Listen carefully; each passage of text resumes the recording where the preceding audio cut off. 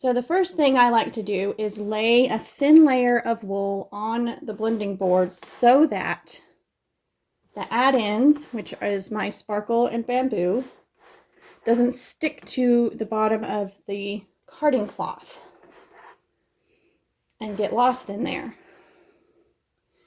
So you always want to start with a layer of wool.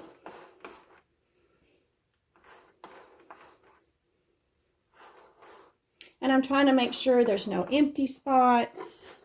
The thinner you make this layer, the more sparkles and add-ins and stuff are going to show on the outside of your Rolags. I like to go ahead and burnish it in, and I'm using just a dog grooming brush. The tines are bent this way, while on the blending board they're bent this way. So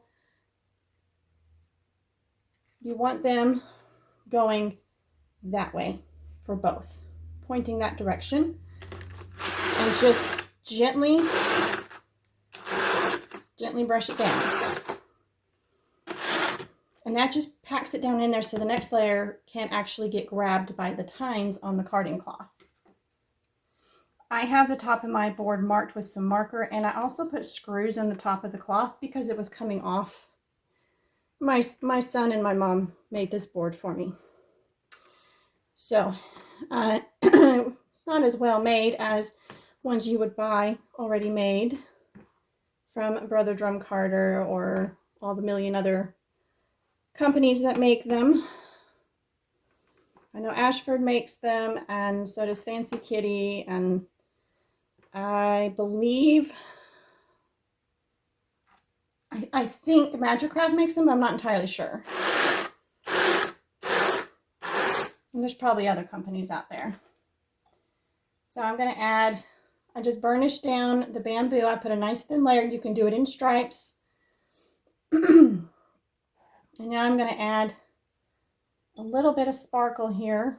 And I'm just going to spread it out on the board so it's not clumped up. Sparkle gets everywhere, and a little goes a long way. Get off me. There we go. All right, and now we do it again. We do another layer of wool. We can go a little thicker now because we've got the pretty layer down. And you can do as many layers as you want. Repeats of layers.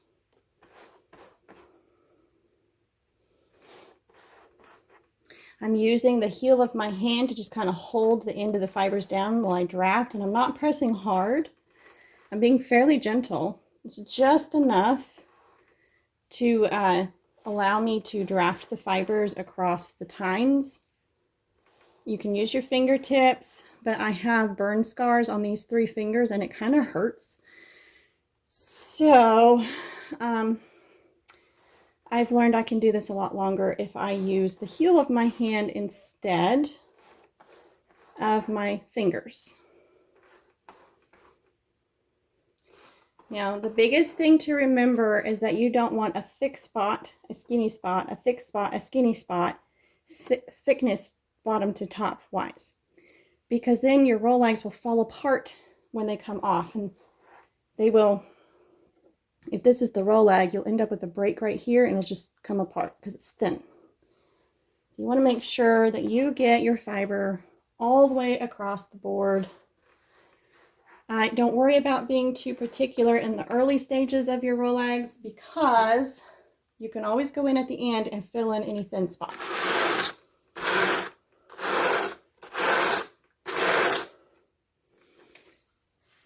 Another light to burnish. This time I'm going to use this sparkle. You use whatever you have on hand. It's just kind of fun to take wool that you have and turn it into something different.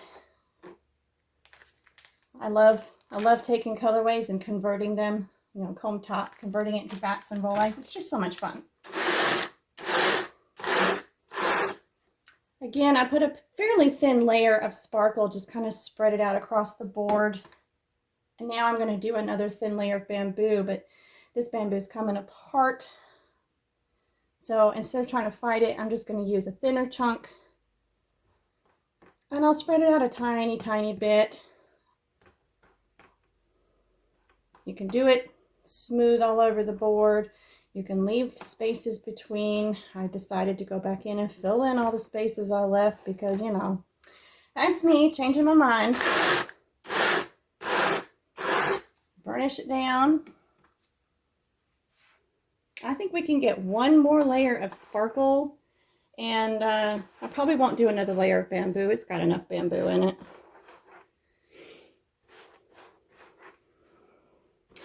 I want the bamboo to add a shimmer, but I don't want it to change the qualities of the wool. I still want this yarn to spin like wool, not like bamboo. So, and they do spin very, very differently. So I'm doing a fairly thin layer of wool over on top of that last layer of sparkle and bamboo. Burnishing a little harder now because I'm trying to really see how much space I've got, and I'm pretty full down here in this area. So I need to be mindful of that as I go to finish filling the board up.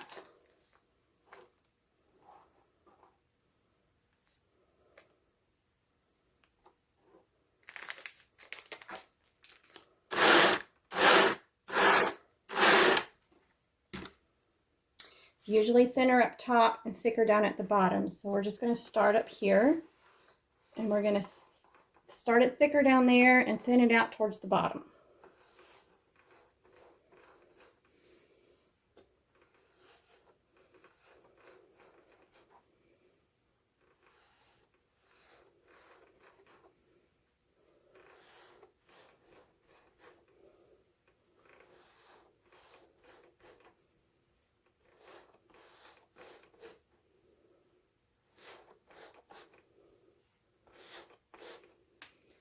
Okay, we'll burnish and see where we need to fill in more.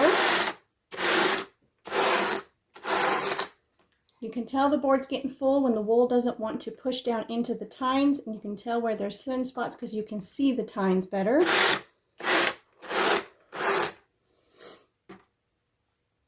I've got a thin spot here I'm going to fill in, and here. I can see a bunch here that I didn't do too great a job with. The whole section here.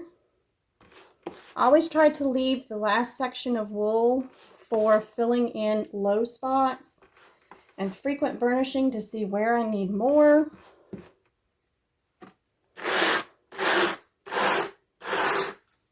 You do not have to use, I got sparkle in my hair, you do not have to use the full ounce of wool in your Rolags if you don't want to. And you don't have to fill up all the way to the very edge. I've got a whole line of tines that barely has anything in it on both sides. That's okay.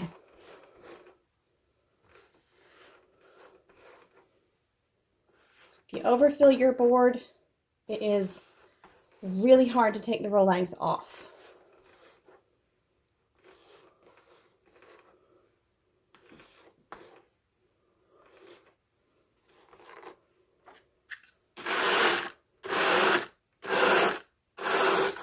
That looks pretty good to me. Slight low spot here, slight low spot here. I think it'll be okay. So it doesn't have to be 100% perfect. And then when you go to pull the Rolags off, I have longer dowels than I need, so I offset them so that one is longer on one end, the other's longer on the other end. Just makes it a little bit easier to get them out of the Rolags. Go sandwich the ends between the two and just give it a roll so that it's completely, all the ends are completely captured. Do a little lift. It's about an inch maybe, and pull. Relax. Roll it. Pull. Relax. Roll.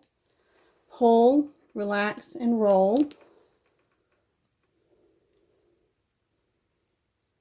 There you have your first Rolag. Now just cup your hand around it loosely and twist it the same direction you were rolling, just to smooth down any little wispy bits. And then you're going to grasp it firm enough to be able to pull a dowel out. It should be fairly easy to do. Pull the other one out and you have a Rolag.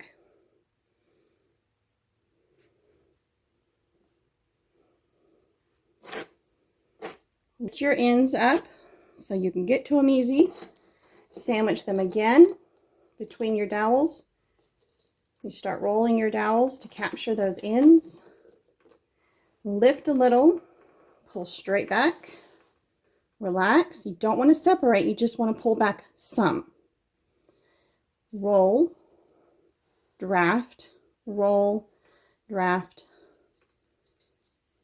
You know, you see how fuzzy that is? You just put your hand around it and gently roll it. My hand's fairly loose.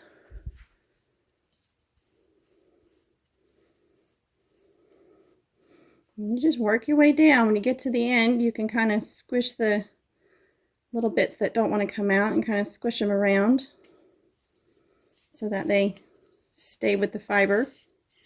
Pull your dowels out. They should come out without any resistance. A nice, beautiful Rolag. It's all in one piece. It's not falling apart.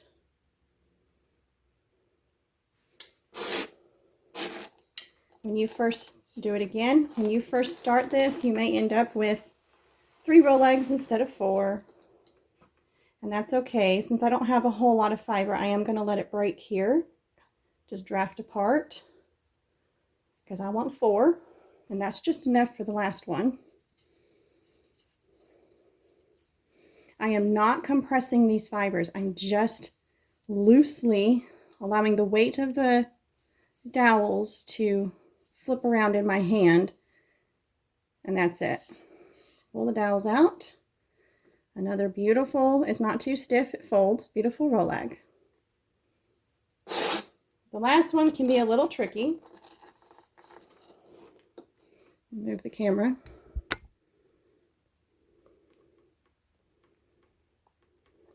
Okay, last one can be a little tricky because there's less fiber on the board. So you lift and you just kind of pull back a bit, roll, lift and pull back. Take your wispy bits and let them grab the blending board and pull back and roll it off. It's still a little messy here, but that's okay. You can just smooth it down with your hand. It'll spin just fine.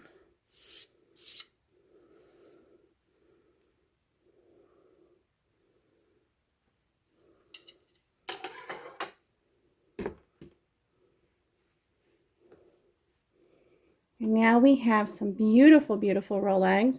They are hollow. You could almost stick a finger down inside there. And then you can turn them into snails or cinnamon rolls, whatever you want to call that. They're easy to spin, they're easy to store, and they're beautiful. So that's the basics on how to make very simple, smooth, one color Rolags. Thanks so much for watching.